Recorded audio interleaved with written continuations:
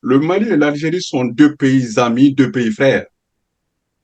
Mais si vous voulez, ce qui se passe au sud de l'Algérie, c'est le même problème qu'on rencontre au nord du Mali.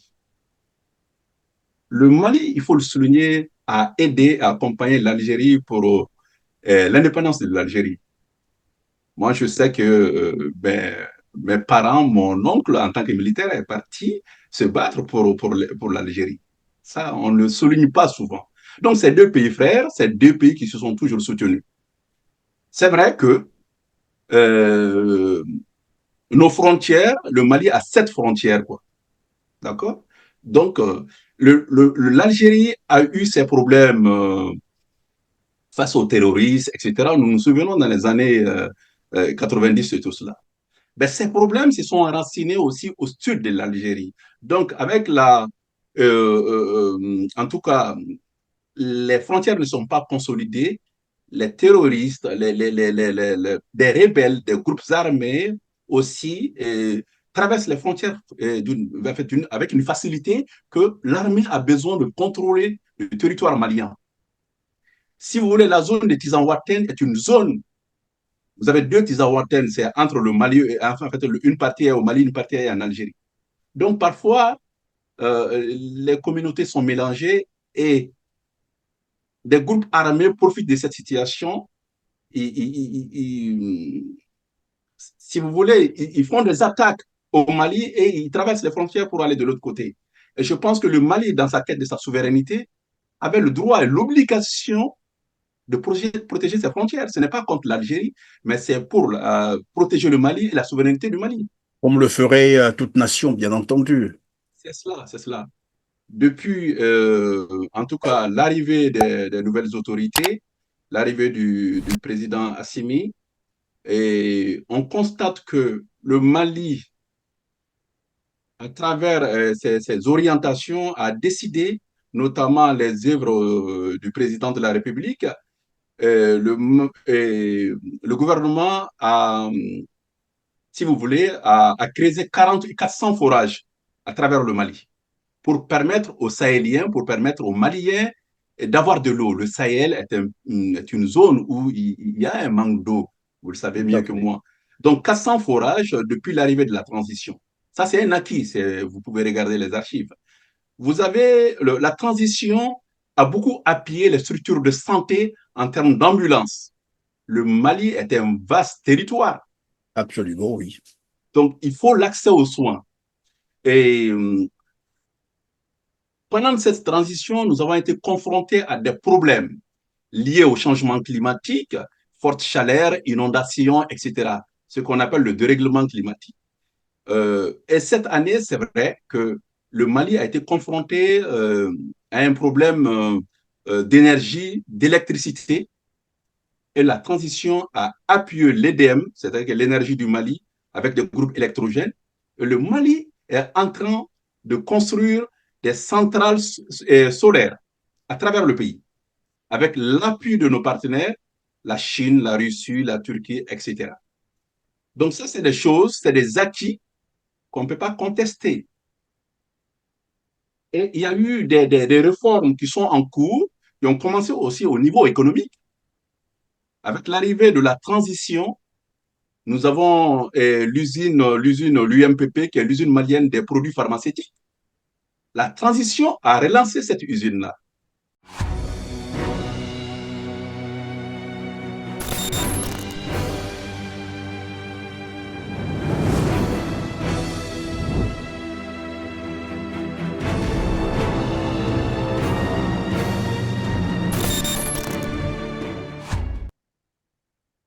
Bonjour, docteur Bakary Toumaniou. Bonjour Christian. Merci d'être avec nous sur R7. Vous êtes expert en évaluation des projets et programmes développement en Afrique, promoteur de l'école des hautes études en santé publique du Mali depuis 2010. Vos recherches portent sur les questions de santé publique, développement, crise, changement climatique et dynamique sociale. Manager du cabinet TMC Consulting Group, consultant international et formateur auprès des différentes organisations internationales, ONU Femmes, UNICEF, Save the Children, USAID, Mercy Corps, bref, auteur de plusieurs ouvrages scientifiques. Vous êtes aussi membre fondateur de l'Institut de recherche interdisciplinaire au Sahel.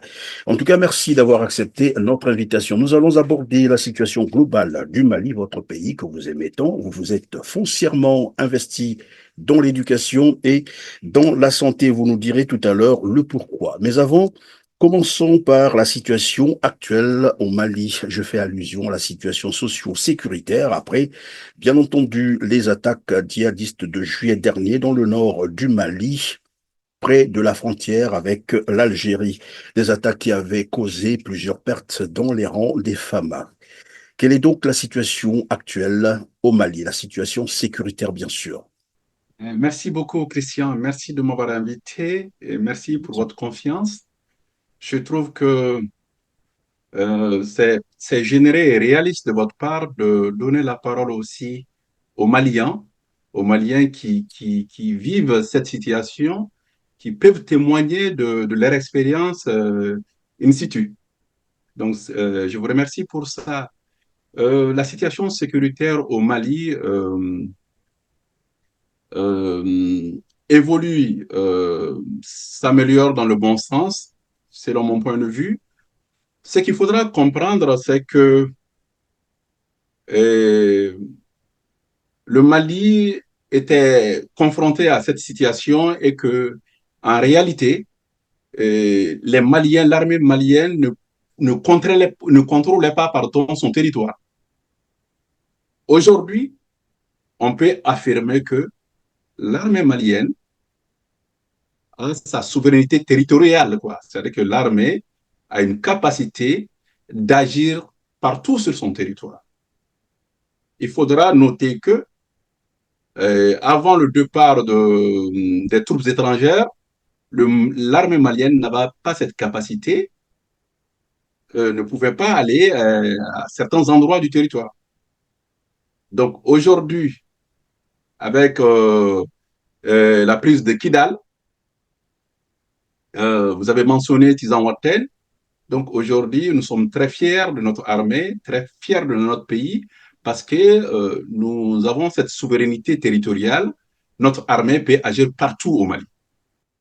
Alors donc vous dites que vous êtes désormais fier de votre armée qui a reconquis, j'allais dire, un peu sa dignité parce qu'entre-temps, on le disait, en Afrique, en fait, il n'y avait pas d'armée et que c'était plutôt des corps constitués pour protéger soit des présidents, mais il n'y avait pas des armées en tant que telles. Et aujourd'hui, l'armée malienne fait donc la fierté parmi les armées africaines, bien sûr, qui font la fierté de leur pays.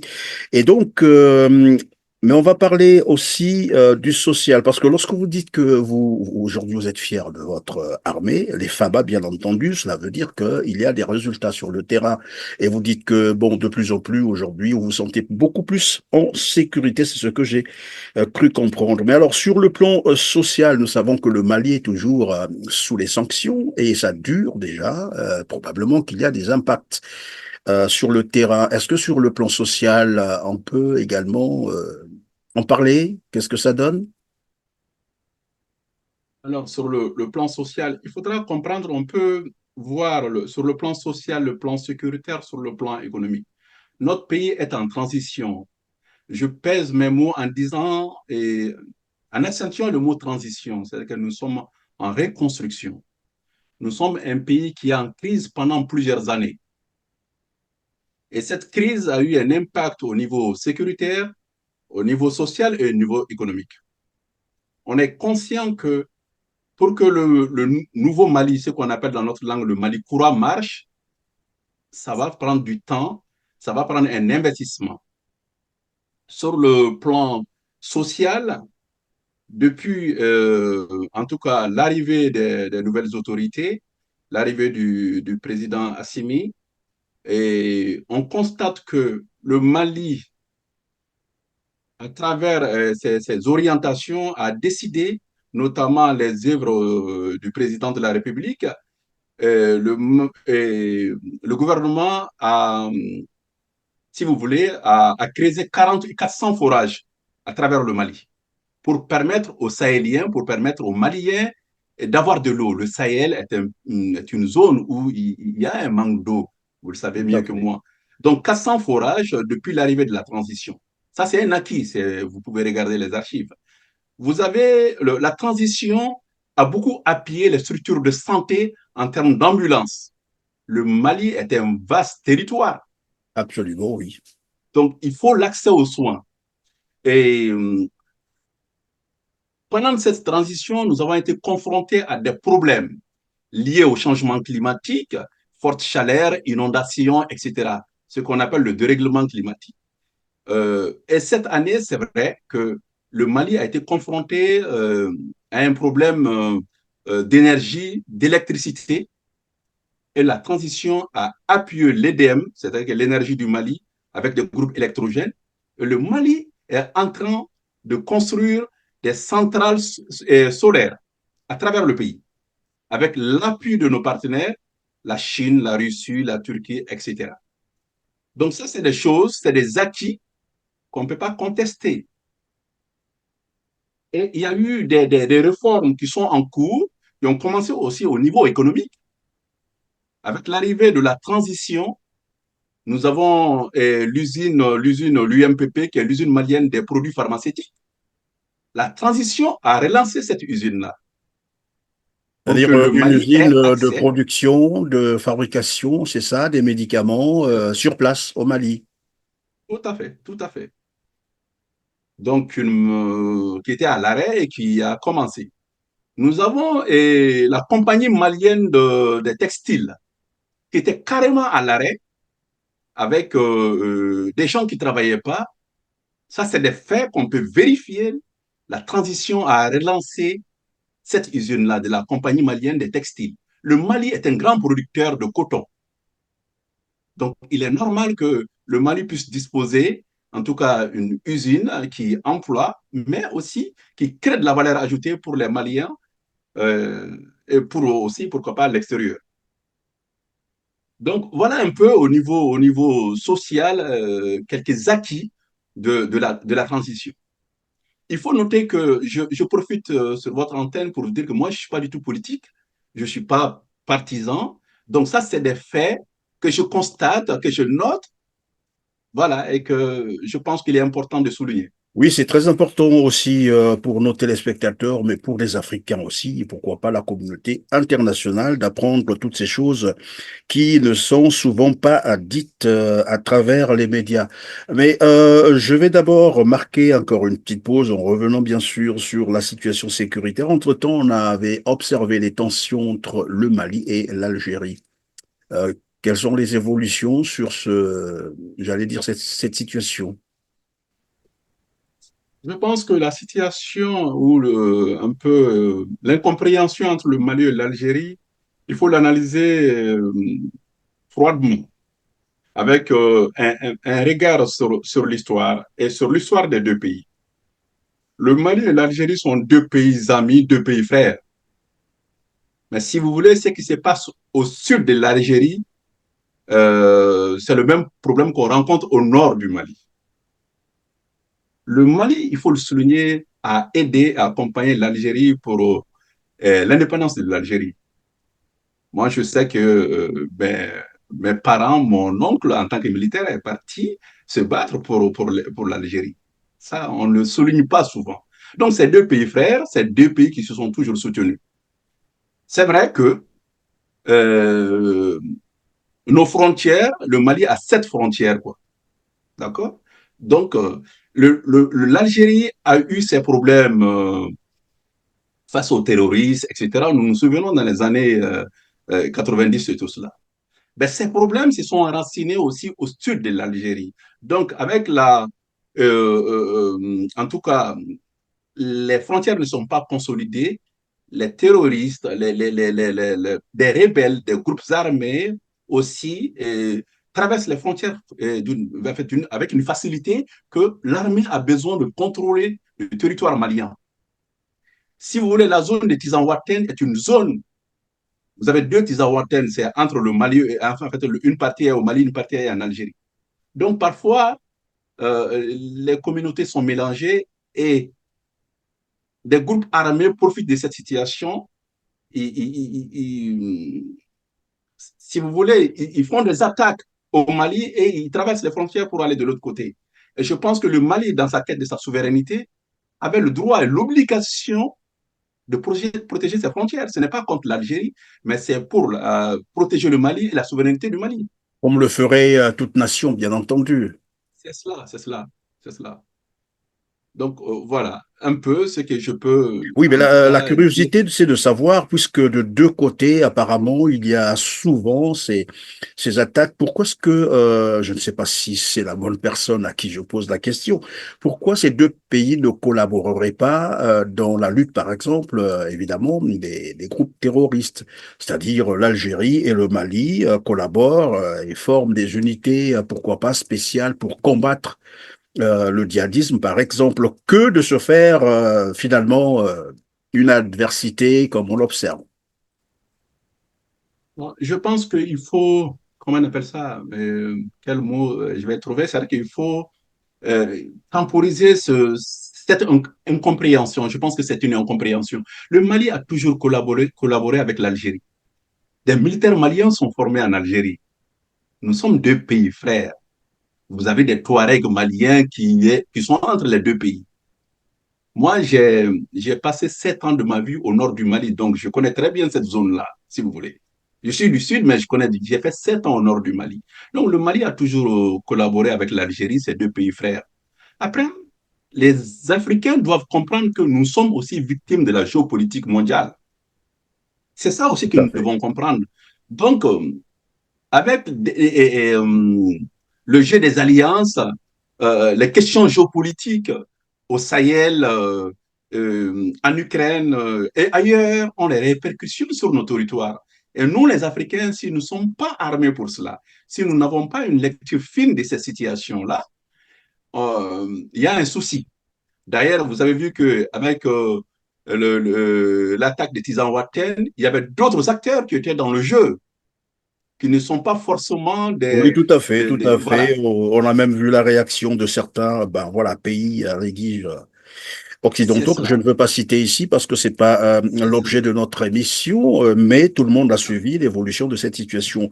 Et donc, revenons sur votre participation dans l'éducation et dans la santé. Tout à l'heure, vous disiez que, bon, le côté sécuritaire encore, il y a une évolution, une nette évolution positive, c'est le cas de le dire, et tout le monde est en train de le constater, parce que hier, il y avait des endroits où l'armée malienne ne pouvait pas arriver, mais aujourd'hui, c'est une armée qui peut se déployer sur toute l'étendue du territoire malien. Cela veut dire que c'est une assurance aussi pour les Maliens. Alors, vous êtes dans l'éducation et dans la santé. Cela veut dire que déjà, l'environnement vous inspire confiance, c'est ce que j'ai cru comprendre. Alors, on va comprendre avec vous pourquoi avoir choisi donc l'éducation et la santé, alors qu'il y a bien Bon, d'autres domaines, économie qui peuvent souffrir, ou voilà. Pourquoi la santé et bon. l'éducation? Non, et pourquoi la santé et l'éducation et pourquoi dans un contexte de crise aussi, j'ajouterais. Alors, je fais partie des gens qui pensent que c'est dans les périodes de crise où il faut investir. C'est dans les périodes de crise qu'un pays peut se relancer. Et l'histoire est là pour témoigner. Et l'éducation pour et aussi la santé, parce que je crois que euh, quand un être humain, tout simplement, agit en tant que Malien, en tant qu'Africain, j'ai envie d'agir sur des secteurs où j'ai un impact à long terme. Qui parle d'impact parle de faire à long terme et un effet transformationnel. Je sais que plus de la moitié de la population africaine est jeune. Si nous voulons avoir un impact, c'est d'agir sur cette population à moyen et à long terme. Pour changer les mentalités, j'ai envie de dire, il faut, dès la maternelle, il faut commencer. D'accord? Donc, l'éducation est un secteur transformationnel. La santé, comme on le dit, n'a pas de prix et n'a pas de coût. En fait, a un coût, mais ça n'a pas de prix. Et quand on investit dans la santé de nos populations, vous allez voir que les autres secteurs vont suivre. Quand vous agissez sur le palu, vous allez voir que la production agricole va augmenter. Donc, directement sur Ben, l'économie. naturellement. Mais docteur Bakary, vous avez dit tout à l'heure, pour changer les mentalités, il faut commencer dès la maternelle, ce qui est vrai en plus. Ça veut dire quoi concrètement? Que dans le contexte actuel, il y a un souci à ce niveau-là, au niveau des mentalités, au niveau de la perception de la vie, par exemple, euh, du monde, j'allais dire. Qu'est-ce que vous avez d'abord constaté? Parce que lorsque vous parlez de changer de mentalité, et probablement c'est ce que justifie votre investissement dans l'éducation, c'est quoi ce qu'il faut changer maintenant là? Qu'est-ce que vous avez constaté au niveau de ces mentalités à changer? Bon, et moi qui ai eu en fait, un peu l'occasion, si vous voulez, de faire mes études au Mali et ailleurs, au-delà du Mali, j'ai constaté que ben, l'enfant africain, l'enfant malien n'est pas plus intelligent ou plus bête que les autres. D'accord? Mais nous sommes confrontés à un problème de méthode et d'enseignement, d'orientation. Les Africains ne sont pas parvenus, j'ai envie de dire, à nous approprier de la science, comme on fait les Asiatiques, les Indiens au niveau de l'informatique, etc. Ça, c'est un constat. Quand je regarde moi-même ou mes collègues, on fait un rapport, c'est-à-dire qu'on ne nous a pas appris à analyser et à réfléchir dans nos propres langues maternelles aussi. On manie bien le français, les concepts scientifiques, mais il faut dire à un Malien, à un Congolais, à un Togolais, de dire dans sa langue maternelle comment enseigner les mathématiques. C'est compliqué. Donc, partant de ces constats-là, et sachant que si nous arrivons à nous approprier de la science à travers nos langues maternelles, à travers nos concepts, vous allez voir que le savoir devient opérant.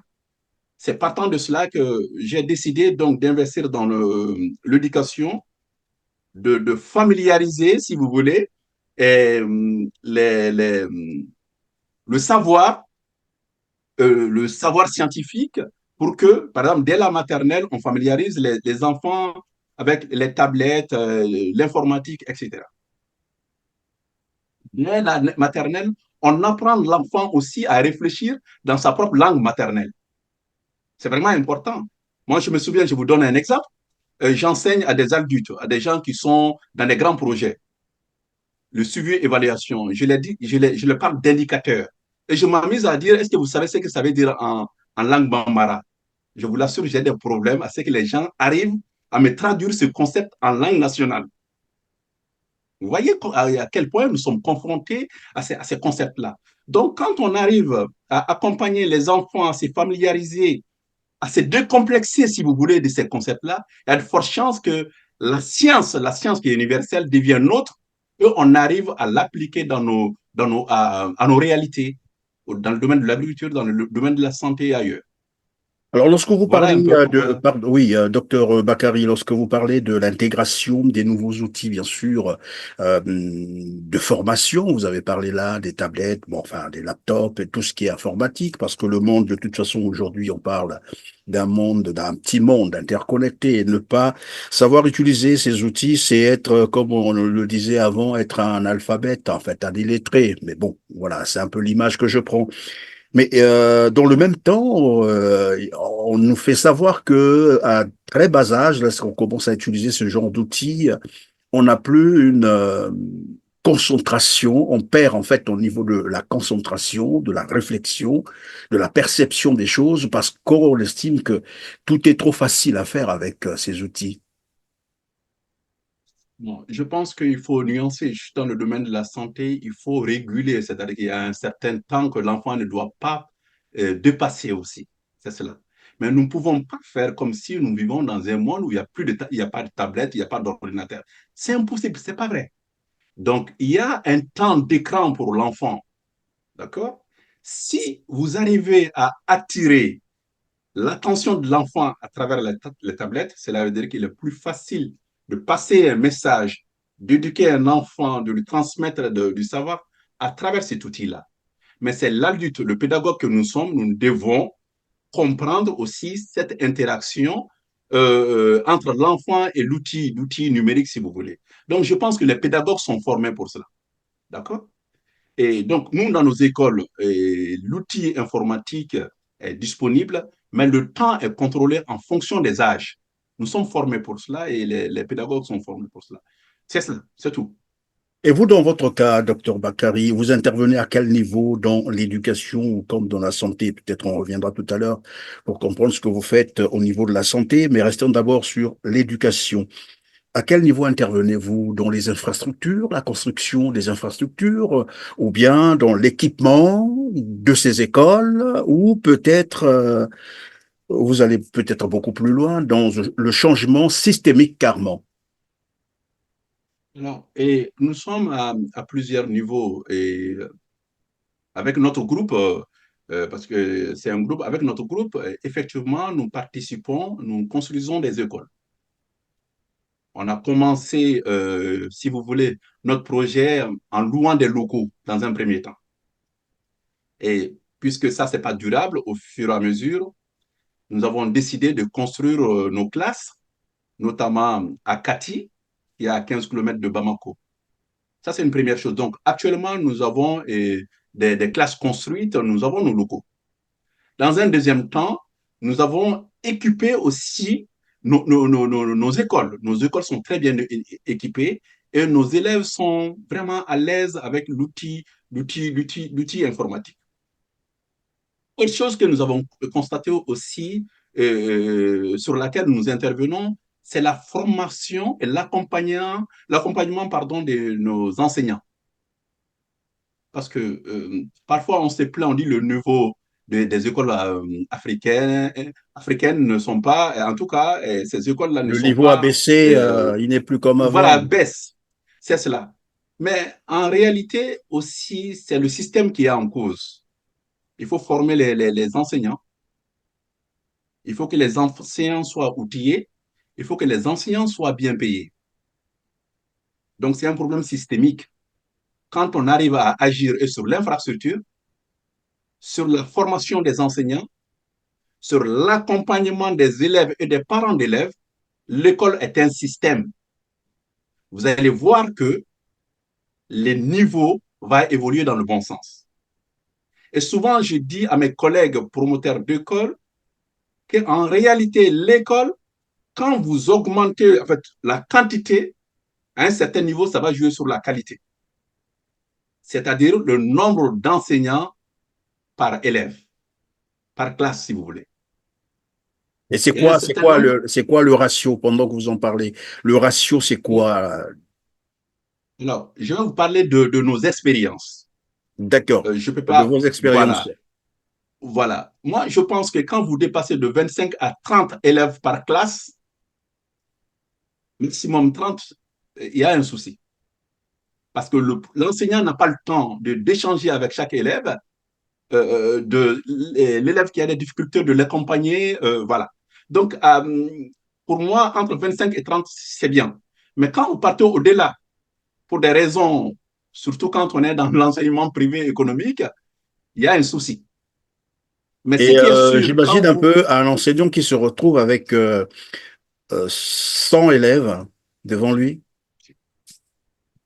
C'est pas possible. Ce À n'est mon pas avis, ce n'est possible. vraiment pas possible. Il est limité par le temps, il est limité par des Non, contraintes que mais vous je posais la connaissez. question expressement parce que, évidemment, il y a des pays où, là, où vous avez un enseignant qui se retrouve face à 200 élèves, hein. Ça existe, c'est des choses qui existent. Ça Et arrive, donc, je connais. alors, donc, vous parlez de la qualité de l'enseignement, mais ici, j'ai envie de vous poser la question de savoir si vous êtes carrément dans le domaine, dans le secteur privé, ou bien vous travaillez en collaboration avec le gouvernement, c'est-à-dire parce que l'éducation, l'école, c'est quand même le gouvernement qui devait s'en occuper aussi. Pourquoi est-ce que c'est vous qui vous en occupez?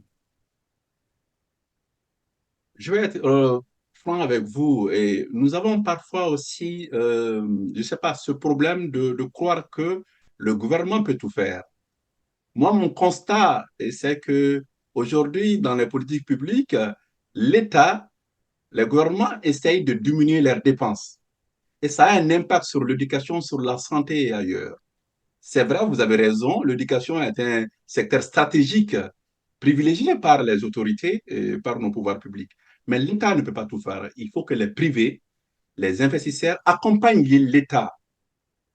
Donc, c'est dans ce sens que nous intervenons à améliorer en tout cas l'offre. Aujourd'hui, avec la population galopante de nos pays, notamment des pays africains, l'État à lui seul ne peut pas faire face à ces problèmes-là. Par contre, les promoteurs que nous sommes, nous devons travailler en partenariat avec l'État et respecter aussi le programme national.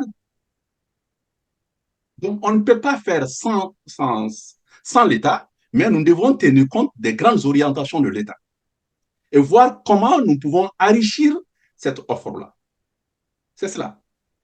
Et lorsque vous parlez de votre intervention dans la qualité, je reviens là-dessus, de l'éducation, tout à l'heure vous avez dit, vous avez commencé par la location, bien sûr, des locaux. Après, vous êtes passé à la construction, tout ça c'est bien. Mais est-ce que au niveau des programmes, comment est-ce que vous agissez? Parce que finalement, quelqu'un nous disait sur ce même plateau que beaucoup des pays africains ont ce problème avec les programmes d'éducation, qui sont des vieux programmes euh, hérités parfois de la colonisation, mais qui continuent jusqu'aujourd'hui. Vous, à votre niveau, comment vous faites? Comment vous agissez sur les Non, programmes? j'imagine en tout cas pour le Mali, il y a un programme national, quoi. Il y a un programme national qui est établi. Nous partons du point de vue que ces programmes, il faut le respecter. C'est pour cela que l'État vous a donné une autorisation, un agrément pour travailler. Mais vous pouvez enrichir ces programmes, rendre ce programme plus meilleur. Je vous donne un exemple. J'ai eu la chance de faire de longues études. J'ai commencé l'anglais, mais moi, je ne parle pas un mot d'anglais. Je ne parle pas un mot d'anglais. Cela veut dire que ça pose un problème simple et je ne suis pas le seul dans cette situation. Il faudra voir comment l'anglais est enseigné dans nos écoles. Vous voyez? Donc, l'État nous donne un programme, mais nous devons voir comment nous pouvons enrichir ces programmes-là, respecter les principes de l'État, les règles données par l'État, mais voir au niveau des mathématiques, au niveau je ne sais pas, du temps accordé aux sciences, aux langues, comment nous pouvons l'améliorer. Et c'est ça que nous faisons dans notre groupe. Par exemple, si moi je vois euh, dans une classe, il faut 6 heures de maths par semaine, ben, nous allons ajouter 2 heures ou 3 heures.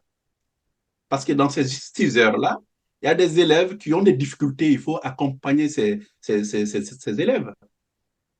Donc, Oui, mais si ces docteur élèves Bakary, demandent plus lorsque de vous temps, dites, pardon, docteur Bakary, lorsque vous dites qu'à votre niveau, par exemple, vous venez de prendre un exemple sur les mathématiques, 4 heures, vous allez ajouter 2 heures parce il y a des enfants qui ne comprennent pas aussitôt, il faut un peu plus de temps et tout le monde le sait d'ailleurs, la culture africaine, elle est beaucoup plus orale, donc il faut beaucoup expliquer pour que l'enfant appréhende un certain nombre de choses.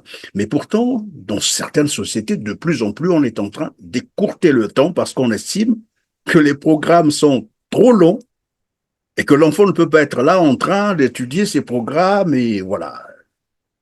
À ce niveau-là, quel est votre commentaire? excusez-moi, ça ne tient pas la route, quoi. C'est-à-dire que dans quel pays nous sommes, etc. Regardez le Japon. Dites aux Japonais qu'ils sont en train de raccourcir leur programme. Ça, ce n'est pas vrai au Japon. Je m'intéresse beaucoup à l'éducation. L'enfant japonais sort le matin, il vient tard le soir chez lui. Nous avons hérité d'un système français. Vous allez voir que tous les jours, le programme change, quoi. Et il y a 10 000 programmes, il y a 10 000 méthodes pédagogiques. Et c'est à ces âges-là, si vous voulez, que l'enfant en tout cas, apprend le plus. Donc, vous regardez en Angleterre et en France, le mercredi, ici, les enfants au primaire ils n'ont pas d'école. En Angleterre, ce n'est pas le cas, quoi. Donc, c'est le problème des pays francophones. Nous avons décidé, ben, l'État nous donne un programme, mais comment exécuter ce programme-là, comment l'enrichir, ça nous revient. On a une marge pour le faire. Et nous voyons les résultats à travers les examens. Autre Alors, chose aussi qu'il c'est faudra bien. prendre en compte, Oui, je vous en si vous prie. permettez, si Allez-y. vous permettez, vous savez, nos pays, les pays africains sont en mutation. Il y a une classe moyenne qui est en train d'agrandir. Il faut analyser cette classe moyenne. Cela veut dire que l'Africain que nous étions, où on avait une grande famille, l'enfant quitte l'école, il a l'entourage, la famille qui est là. Aujourd'hui, les enfants que j'ai, les parents qui sortent le matin, ils vont travailler, ben, l'enfant, il faut qu'il passe plus de temps à l'école. Et pendant ce temps, il faut que ce soit un temps bénéfique pour l'enfant. Et ça, nous l'avons compris parce que nous suivons les dynamiques de nos pays. Les dynamiques sociales, nous les observons, nous les analysons. Donc, nos pays, nos enfants ont besoin euh, d'un cadre de nouvelles structures qui analysent ces contextes-là et qui essayent de l'adapter, n'est-ce pas, à la situation. C'est ça que nous essayons de faire dans nos pays.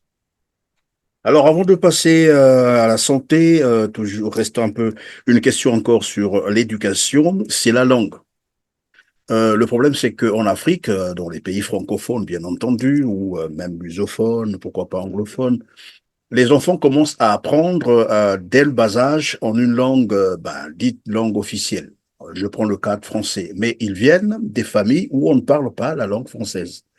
Est-ce que là, ça ne pose pas problème? C'est bien différent, évidemment, d'un petit Français qui commence à apprendre déjà en sa langue, qu'il maîtrise très bien, et dès qu'il arrive au primaire ou même depuis, j'allais dire, la maternelle, l'enfant commence à comprendre un certain nombre de choses. Mais en Afrique, c'est d'abord une langue, j'allais dire, importée, dite officielle, et l'enfant doit aller apprendre et affronter déjà la langue à son bas âge. Est-ce qu'à ce niveau-là, il n'y a pas de souci? Si je le dis simplement parce qu'à un moment donné, au Mali, on a parlé de vouloir remplacer une langue, ou la langue officielle, la langue nationale, ou bon, je ne sais pas comment ça se passe. Après, vous nous direz qu'est-ce que ça donne aujourd'hui. Donc, je parlais de la langue à l'école. Oui, alors il faudra déjà comprendre au niveau pédagogique que c'est à ces âges-là que l'enfant a la capacité aussi d'apprendre plusieurs langues. Hein. D'accord? Et moi, je ne suis pas quelqu'un qui, personnellement, qui est fermé aux langues étrangères. Ce n'est pas du tout ma vision. Je pense que quand je voyage, je vais, je ne sais pas, au Japon, à Dubaï, que j'arrive à parler en anglais, tant mieux. Nous sommes africains, nous sommes ancrés dans nos langues, mais nous avons cette capacité de communiquer déjà entre nous, entre pays africains, et de communiquer avec notre langue. Mais ce qui est important, euh, c'est de permettre l'enfant, dans sa langue maternelle, de s'approprier du savoir. C'est cela. Puisque s'il doit transmettre, s'il doit transformer son pays, il faut qu'il arrive, j'ai envie de dire, à réfléchir dans sa propre langue. Et j'ai le sentiment que les cadres que nous sommes, les cadres qui ont été formés dans l'école française, n'arrivent même pas à réfléchir dans leur propre langue. Je ne sais pas comment vous dire ça, mais c'est cela. Et quand vous êtes agronome, vous devez aller transmettre, vulgariser un savoir auprès des paysans et que vous n'arrivez pas à expliquer ces connaissances-là au monde paysan, vous avez un sérieux problème. Je pense que nos pays sont en train, en tout cas le Mali, de donner une grande place à nos langues nationales, mais c'est un travail qui va prendre du temps. Il faut être conscient, ça va prendre du temps. Euh, Ça va aussi prendre du temps à nous, entre guillemets, à donner une place à la langue coloniale, qui est devenue une langue comment dire, langue de travail, langue officielle, on peut jouer avec les mots. Bon, en tout cas, il y a une dynamique sur place où la vision des nouvelles autorités au Mali c'est de voir comment nos langues nationales peuvent, en tout cas, nous aider à communiquer entre nous et puis aussi à transmettre nos connaissances. Voilà, c'est une Oui, dynamique qui est en cours. on va donc passer à toute autre chose. Moi, non, je posais cette question parce que l'histoire, c'est peut-être, c'est un vécu, hein, c'est les petits-enfants de primaire. Et là, après, je me posais la question si ce n'était pas une forme de violence parce que c'est des petits-enfants qui venaient d'accéder à l'école primaire chez nous. On commence au primaire. Bon, la maternelle, ce n'est pas aussi en vue hein, comme ailleurs, peut-être maintenant. Mais donc, les enfants arrivent à l'école tout fraîchement. Ben voilà, on commence à faire l'appel. On appelle un certain Malonga, Massamba. Vous voyez, là, je prononce en français. Les enfants étaient dans la classe, mais ils répondaient pas. Parce que, probablement, se disait, c'était pas eux. Et quand l'inspecteur arrive, l'enseignant explique, mais quand je fais l'appel, il y a deux élèves qui ne répondent pas alors qu'ils sont là. Peut-être qu'ils ont des problèmes. Non, l'inspecteur lui dit non, non, non, probablement que c'est un problème d'intonation. et de leur langue maternelle. Et l'inspecteur se met à rappeler. Alors là, il utilise l'intonation de la langue maternelle. Par exemple, pour Malonga, il dit Malonga. L'enfant répond oui, je suis là. Et l'autre, Masamba. Oui. Et l'enseignant se dit, ben tiens, finalement, c'était vrai. Donc voilà pourquoi je vous posais la question, si les langues déjà Tout à fait, à vous ce avez raison. niveau, mais merci en tout cas pour la réponse que vous avez donnée. Mais avant de passer donc à la santé, les téléspectateurs qui nous suivent probablement se posent la question de savoir, oui, vous intervenez dans l'éducation, est-ce qu'on peut savoir quelques structures que vous avez mises en place? Ah, probablement, c'est toujours bien pour nos téléspectateurs de le savoir. Oui, et notre groupe, en réalité, ce que peut-être je ne vous ai pas expliqué, c'est que notre structure a commencé à mettre en place d'abord une université privée. Notre groupe a commencé à mettre en place une université privée. Pourquoi cette université privée? Et moi, en tant que consultant et avec mes collègues et compatriotes, nous avons compris qu'il y avait des lacunes, un manque de formation, etc. Donc, partant de ces constats en tant que consultant, nous avons décidé donc de lancer une école de santé publique au Mali pour aider les professionnels de la santé et du social, comment on agit dans ce domaine-là en prenant en compte plusieurs paramètres.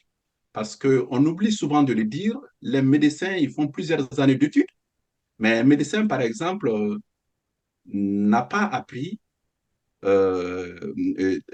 l'approche communautaire, la gestion communautaire et tout cela.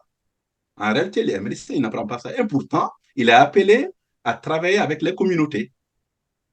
Un médecin malien qui est formé, il doit gérer un centre de santé communautaire, il doit tenir l'administration, mais en réalité, au fond, c'est qu'on ne dit pas, il n'est pas formé pour ça. Il est formé pour la clinique.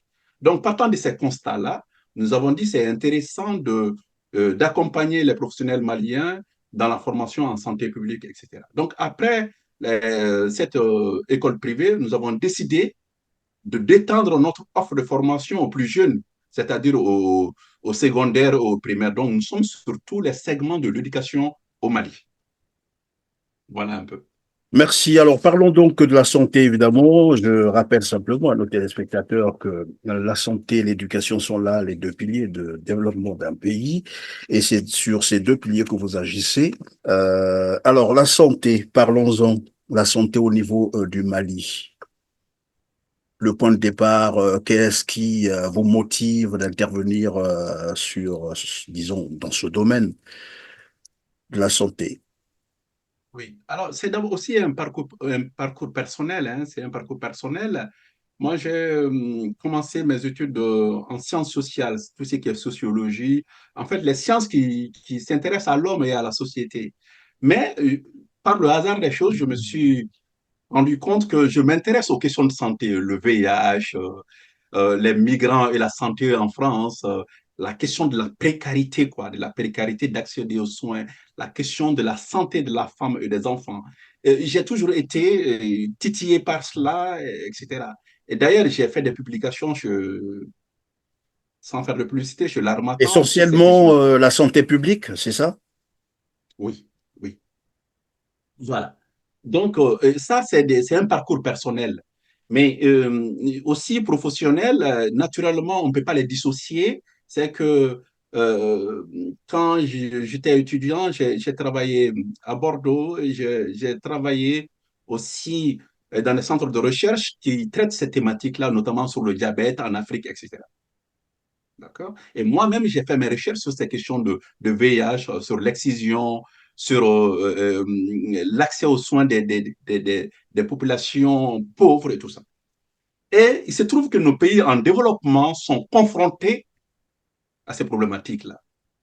Donc, je me dis, si je peux faire quelque chose pour mon pays, pour l'Afrique, c'est des choses que j'ai expérimentées, que j'ai connues, côtoyées. Et il est important aussi de faire ce transfert de connaissances, de savoir, de savoir-faire pour aider. C'est vrai, ici, c'est les mêmes problématiques. En fait, on rencontre ces problématiques en Occident, mais nos pays sont aussi en plein dedans. Donc, une fois au Mali, il était plus peut-être facile pour moi aussi d'aider mon pays, d'aider l'Afrique dans ce sens-là. Voilà pourquoi je suis dans la santé. Mais ça a un grand impact pour les politiques publiques et pour les populations, et on a le sentiment d'être utile, de ne pas vivre pour rien, si je peux me permettre. Alors donc, au niveau de la santé, le vrai problème qui se posait bien avant, c'est quoi? C'est toujours aussi la formation, c'est-à-dire du personnel de santé, la qualité des soins ou le matériel. C'est quoi le problème au niveau de la santé? Alors, on peut, il y a tous ces points que vous venez de citer, c'est cela. C'est vrai que dès l'indépendance, le Mali a une école de médecine, hein, qui est connue. Et le Mali a des infrastructures. Et le Mali a la particularité, dès l'indépendance, d'aller pas de partir sur le système universitaire, mais le Mali a construit des grandes écoles. L'école normale sup, l'ENA, l'école de médecine. Donc, le Mali avait une vision très pragmatique des questions de développement pour le pays. Et c'est vrai que un vaste territoire, et, parfois avec très peu de ressources humaines, parce que ça, la formation des ressources humaines, ça demande du temps, aussi des infrastructures aussi. Le Mali, c'est un vaste pays avec des villes qui sont très éloignées. Donc, il y a aussi confronté à des problèmes d'infrastructure. Donc, je vais dire que tous ces points que vous venez de souligner sont des réalités. Mais et les acteurs essayent, l'État et aussi les partenaires aident le Mali, accompagnent le Mali à essayer en tout cas, de solutionner, si vous voulez, ces questions de développement. Et nous pensons que c'est des secteurs, entre guillemets, durables sur lesquels il était important pour nous d'agir sur la formation, sur la construction des infrastructures, parce qu'on ne le dit pas, nous avons construit une école, pas une école privée, mais nous avons construit des écoles qu'on a données aux communautés. Dans les villages, on l'a fait. Nous avons équipé des centres de santé au Mali, des centres de santé au Mali en énergie solaire. On l'a fait. On ne fait pas de la communication dessus souvent, mais c'est des réalités, des choses qu'on peut vérifier. Nous avons organisé des campagnes de visites ophtalmologiques au niveau, il y a à peine 4 mois, dans les villages au Mali. Et ça, c'est des choses aussi que nous mettons en place à travers le pays. Est-ce que à ce niveau, la santé, le ratio, il est raisonnable aussi? C'est-à-dire le nombre de médecins ou le médecin, le nombre de patients. Malheureusement, non. Malheureusement, non. Et je pense que c'est vrai aussi pour beaucoup de pays. Malheureusement, non.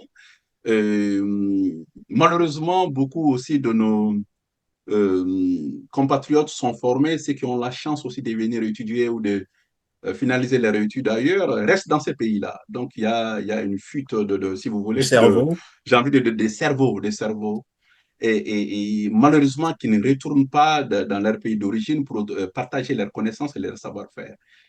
C'est vrai aussi, c'est une réalité qui est vraie en Afrique. Souvent, les médecins sont formés, ils ne veulent pas travailler dans les zones rurales, quoi. C'est une réalité. Donc, il y a un travail de sensibilisation à faire. L'État aussi doit les accompagner, j'ai envie de les sensibiliser dans ce sens-là. Merci, docteur Bakary. C'est probablement la dernière question. Quelles sont donc vos attentes au vu des changements qu'on est en train d'observer au niveau de l'Afrique de l'Ouest, bien entendu? Vous voyez bien qu'il y a des bouleversements, des pays qui se veulent souverains, indépendants. Vous êtes beaucoup plus penché sur l'éducation et la santé. C'est quoi vos attentes dans ces Alors, bouleversements, dans ces changements? Quel est mes votre attentes, souhait? il y en a plusieurs. Je pense que, pour être direct, il y a eu beaucoup de faux départs depuis l'indépendance de nos pays, quoi.